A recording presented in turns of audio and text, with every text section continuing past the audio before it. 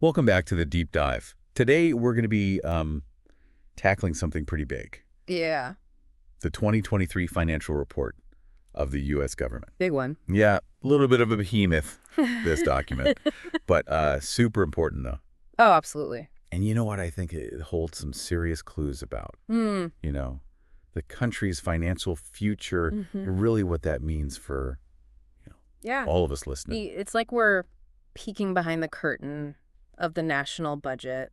We're going beyond just the day-to-day Right. cash flow and looking at the long-term picture, Yeah. assets, liabilities, the whole shebang. So we're really trying to figure out, are we setting ourselves up for success Yeah. tomorrow? Exactly. It's like Yeah. comparing like a snapshot of your bank balance to like Right. a comprehensive financial plan. I love that. One tells you what you have right now. Mm-hmm. The other shows you where you're headed. I see. Okay, so let's just jump right in. Yeah. What is the headline here? Is the U.S. government in good financial shape? So the report actually shows that the government's net operating costs decreased in 2023, Oh, okay. Yeah. but it's still a massive $3.4 trillion $3.4 trillion. That's, with a T. yeah, that's a lot of money. I mean, can you just put that into perspective for us a little bit? Yeah, imagine a company Yeah. spending that much more than it earns. Right. It's simply not sustainable in the long run. Right. And what's particularly concerning is that the report highlights some major looming liabilities. Liabilities. Okay, what kind of liabilities are we talking about? Think of it like this: the government has assets, things like loans it's given out and property it owns, but it also has a ton of debt, and even bigger. It's made a lot of promises for future payments, especially for things like Social Security and Medicare. Okay, yeah, that's where things start to get really interesting, for me at least. Yeah, This report has a whole section called the Statement of Social Insurance. right. Yeah. And the numbers there are pretty eye-opening. Yeah, they're projecting that the cost for those programs, Social Security and Medicare, Yeah. over the next 75 years will exceed incoming revenues by a staggering $78.4 trillion. Wow. $78.4 trillion. Trillion with a T. Funding gap for programs that millions of Americans rely on. And that you'll rely on Yeah. in the future. Programs that I will rely on in the future. It's not just an abstract economic problem we're talking about. Right. The future of your healthcare and your retirement. Yeah, this is getting personal. It's something we all need to be paying attention to. Okay, so it's not just Social Security and Medicare, right? Right. The report also talks about, the rising national debt. Yes. The debt to GDP ratio, Uh-huh. the measure of the country's debt compared to the size of the economy, it's steadily increasing. Okay. And under current policies, it's projected to keep climbing. We're talking about levels of debt that haven't been seen since World War II. So we've got, a huge funding gap for social programs, Yeah. a growing national debt.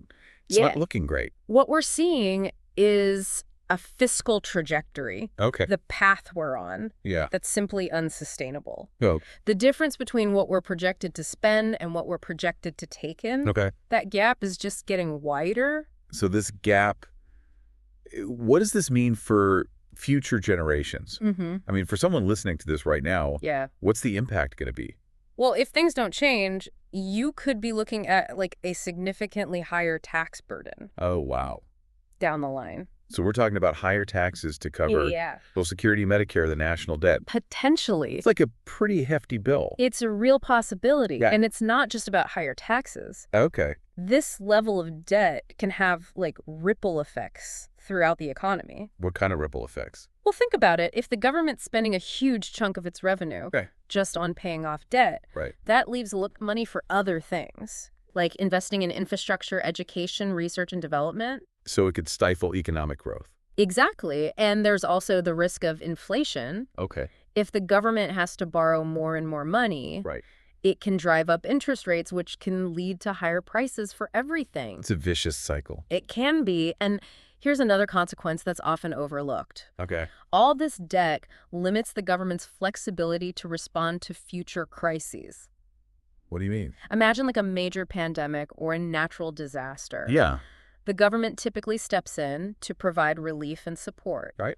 But if it's already saddled with a massive debt burden, Yeah. its ability to respond effectively is severely hampered. This isn't just about numbers on a spreadsheet. Right. This is about our ability to weather future storms. Yeah, that's a great way to put it. Literally and figuratively. This report is like a wake-up call, a call to action for both policymakers and citizens. Okay. We need to start thinking seriously about solutions. And that means having some tough conversations.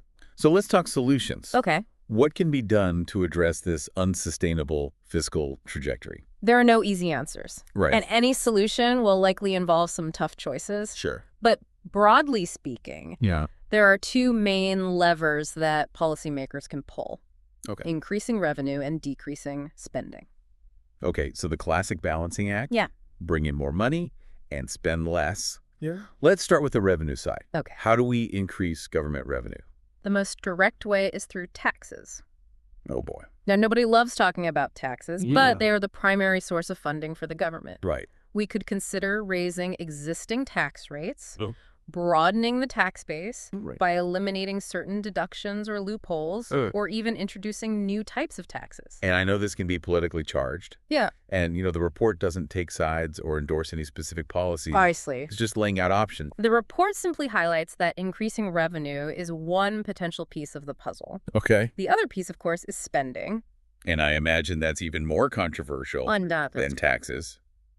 Identifying areas to cut spending always involves tough choices and trade-offs. Right. Everything from defense spending to social programs to education funding Yeah. comes under scrutiny. And, of course, you've got the big elephants in the room. Right. Those massive entitlement programs, Social Security and Medicare. Yeah. I mean, they represent a huge portion of the federal budget. Mm-hmm. I imagine any meaningful effort to reduce spending will involve some reform to those programs. That's right. They're major drivers of future spending, and finding ways to ensure their long-term sustainability is Yeah. going to be crucial. But it's important to remember that this isn't just about cutting spending. Oh. It's about making smart choices Yeah. and investing in areas that will benefit the country in the long run. So we're talking about potentially raising taxes, Yeah. cutting spending, or some combination of both. Hmm. I know there's a lot of different opinions on the best approach. And, these debates are likely to continue. Absolutely. There are no easy answers here. Right. But what's important is that we start having those conversations, Mm-hmm. that we engage in a thoughtful, informed debate Yeah. about the best way to address these challenges. Yeah. And that's where our listeners, come in. Wait, what do you mean? What role do we as citizens play in all of this? This report isn't just a document for policymakers to dust off every few years. Right. It's a tool for all of us. Okay. Understand the challenges facing our country and to participate in shaping the solutions. So you're saying that just listening to this podcast isn't enough? Exactly. We need to be actively engaged. It starts with being informed, understanding the issues, and then engaging with your elected officials.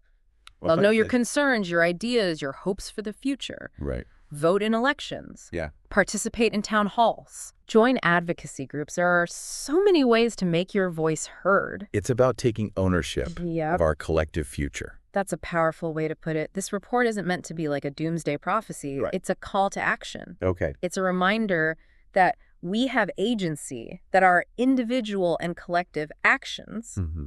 can make a difference. So it's not just about crunching numbers and analyzing graphs. Yeah. It's about understanding the human impact Just the heart of it. of these financial decisions. It's about people, about communities, about building a future we can all be proud of. One thing that struck me as I was reading through this report Yeah. was the emphasis on climate change. Hmm. It's not just tucked away in a footnote. Right. It's woven throughout the entire document. That's right. The report explicitly acknowledges climate change as a significant risk factor Oh. for the nation's financial future. So we can't talk about the federal budget Right. without talking about climate change. They're inextricably linked. And in the next part of our deep dive, Yeah. we'll explore how the report addresses climate change. Okay. It's a key risk factor and what steps the government is taking to mitigate those risks. Sounds good. Stay tuned. Welcome back to the Deep Dive. We've been, talking about this 2023 financial report Yes. of the U.S. government. Mm-hmm. We've been exploring, rising national debt, long-term outlook for Social Security, Medicare, Yeah. all that. Yeah. But now I think it's time to tackle something that's increasingly intertwined Right. What? with the nation's financial health, climate change. Yeah, it's no longer just an environmental concern. Right. Climate change is a major economic and fiscal risk. Yeah, and this report makes that very clear. This report makes it crystal clear. Yeah, it was interesting to see climate change featured so prominently Yeah. in a financial report. Yeah. It shows how seriously the government is taking this issue. Absolutely. The report identifies climate change as a significant risk factor for the government's financial future. And it goes beyond just acknowledging the problem. It actually outlines some concrete steps the government is taking to address it. So let's dive into those steps.